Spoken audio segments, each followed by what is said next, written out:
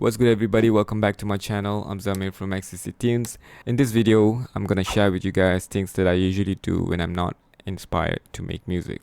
Okay, we all have a limited amount of time every day, right? So I usually want to make sure that each time that I have is used in a productive way. I mean, I do take a break every now and then and watch Netflix or play video games. However, I try to be more productive most of the time. So right now, if I don't feel inspired, these are the 5 things that I usually do. Okay, the first one is it is imperative that you know what your DAW can do. Okay, you have to treat your DAW like an instrument. My DAW is an instrument for me to translate my idea from my mind to people's ears, right?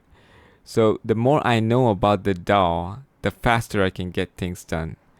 So whenever I feel not inspired to make music, I just open my DAW, go and read the manual, or I'll go to YouTube and watch a lot of videos about my DAW. Make sure to always do what you're learning while watching it. For example, if I'm watching a YouTube tutorial about how to create a drum pattern, right?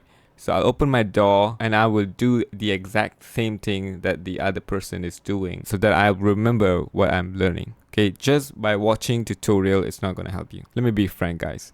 When you watch YouTube video, if you don't exercise it right away, you tend to lose the information that you're getting, right?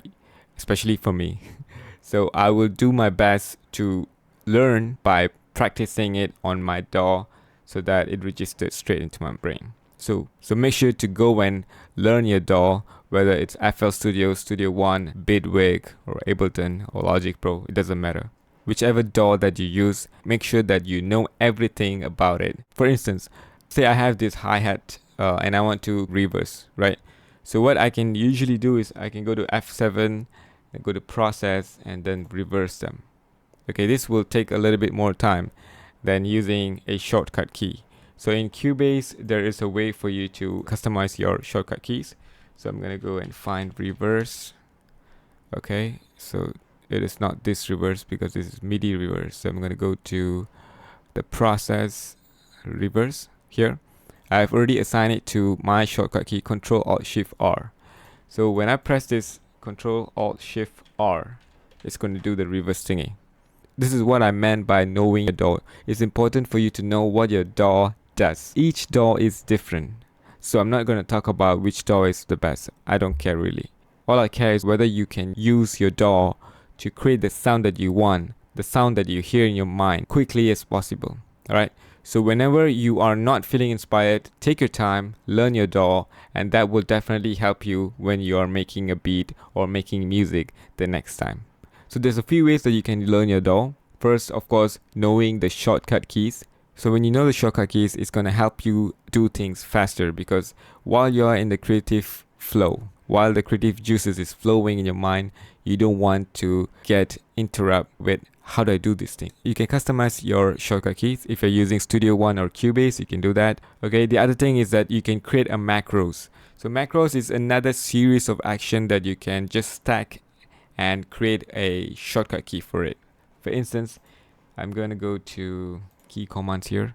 I've created a lot of macros here. I have macros that I create for clap and snare. You can check out my other video if you want to know how to do it. And I have this copy, CC, duplicate, and all these things, right? So let me tell you guys when did I created this macro. I created this when I don't feel inspired to make music, right? So I don't want to waste my time watching Netflix or doing something that is not productive.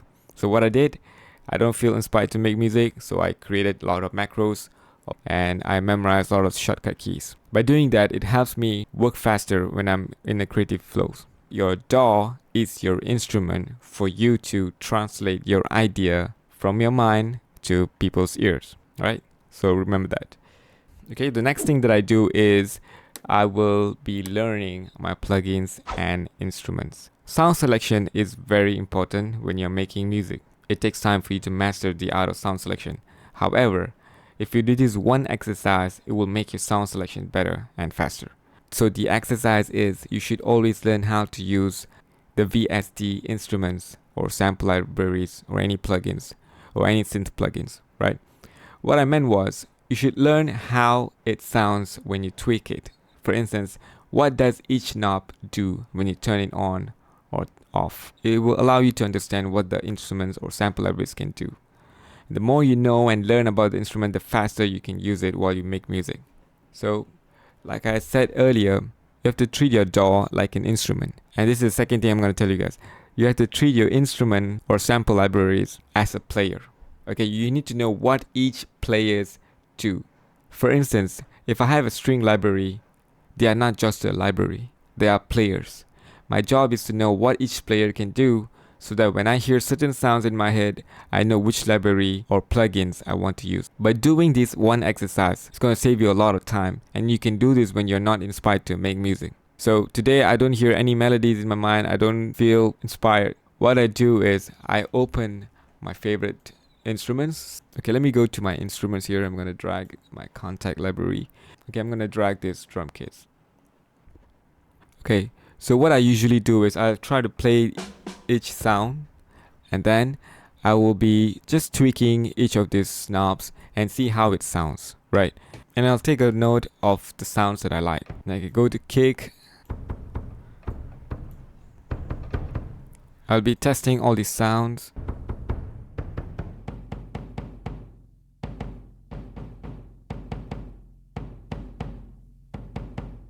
Then I'll go to the snare.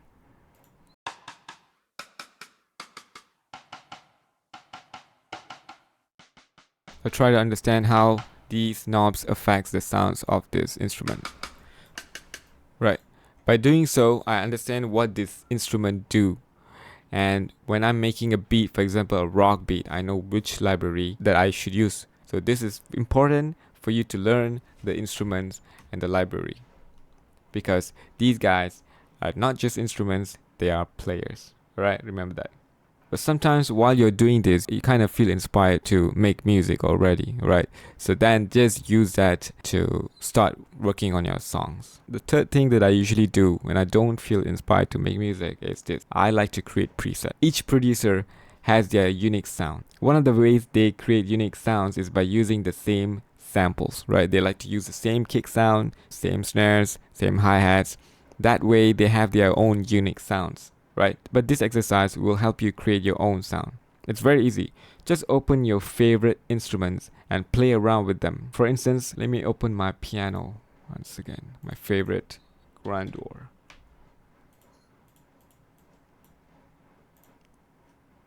Okay, I'm gonna go to the preset section here under user. I have two presets.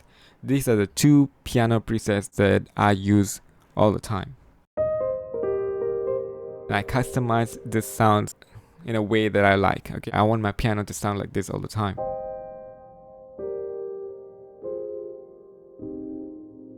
Dreamy, okay? So what I did was I just go to my instrument, whatever favorite instruments that I have, and then I'll be tweaking them, just testing each sounds. And let's say I like this one.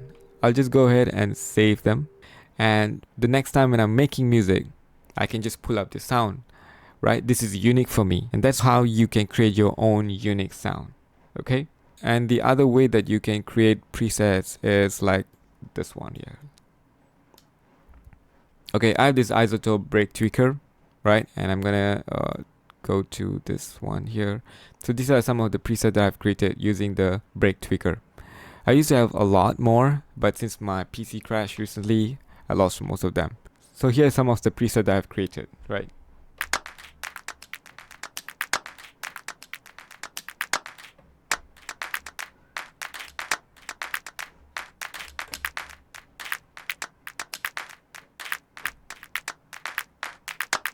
I might not be using these claps in any of my songs, right?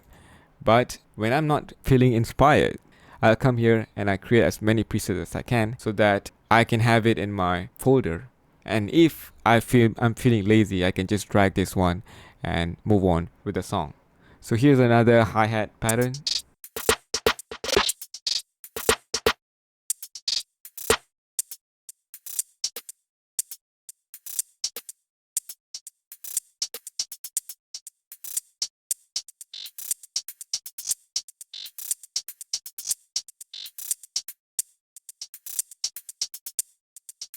Now, if I'm feeling lazy, so what I can do, I can record this one.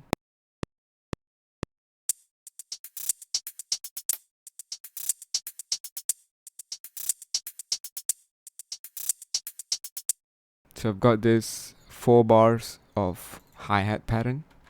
I'm gonna add another break tweaker. I'm gonna use a different preset now. Let me use a clap. Okay, now let's do that.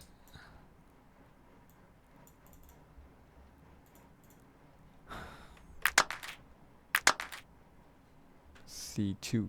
So let's drag it for 4 bars. And now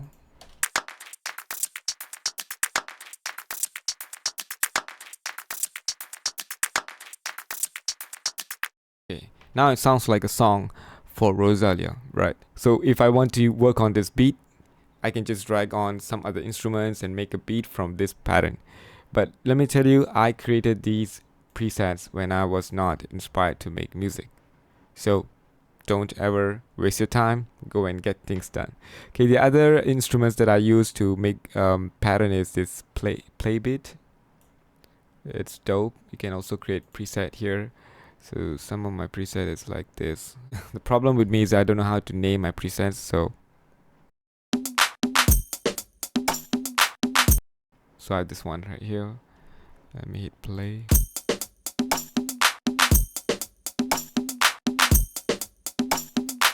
So I'll just create presets like this and I can use them next time when I'm making music. Alright. Okay, there's another way that you can create preset, and that is the track preset.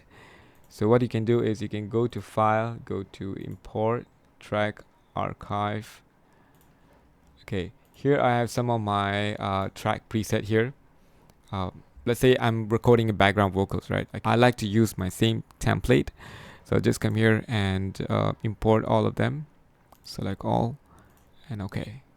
So now I have all these tracks routed to the group channel, and all my plugins are currently in bypass, and also have my EQ, the standard curves that I use for my background vocals. I do this when I'm not making music so that it can help me work faster when I'm actually working on a song, right? Okay, let's move on to the fourth tip: learning music theory and sound design. So usually when you're not inspired to make music, it's because you feel stuck, right? You hear something in your mind, but you don't know how to create that sound. That's where knowing sound design helps.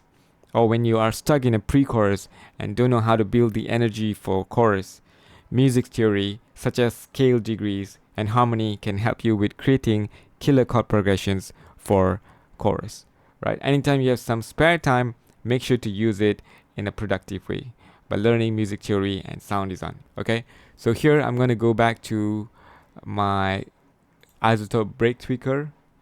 I'm going to show you guys some of other presets that I made here. It's using the synth. In break tweaker, you can also create sound using the synth modules here. So we have samples, synth, and yeah. So we have 2 ways of making sound here. We can use the samples, you can use the synth.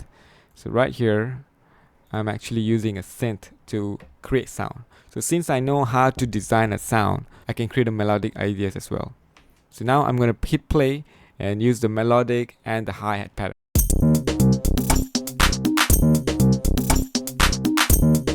Okay, that was play bit. So I'm going to mute the play bit now.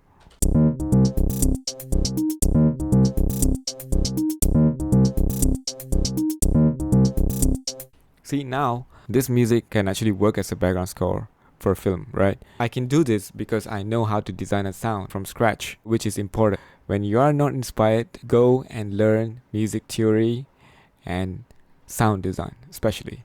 So a lot of people say that music theory is not important. Actually, it is true, but when you know music theory, you can get things done faster, right? So why don't you just go and learn, and it will definitely help with your music production. Here's the last tip of the day: taking a break. It is imperative to take a break when you're not feeling inspired. Have you noticed that all creative ideas usually come when you're in the shower? When you take a shower, you're typically in a relaxed state of mind. This relaxed state is often conducive to creative thinking because it reduces stress and anxiety, which can be a major roadblocks to inspiration. Okay, so when you don't feel inspired, just go take a shower, or you can go on a holiday, or take a walk, or go to the gym, or just go and hit on and you go to the club. It doesn't matter. Make sure that you do things that is not related to music.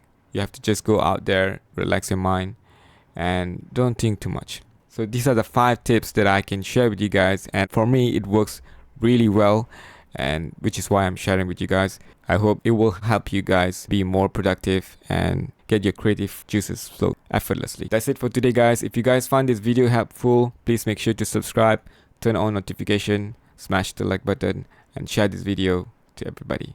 Thank you so much for watching. I'll see you guys in the next video.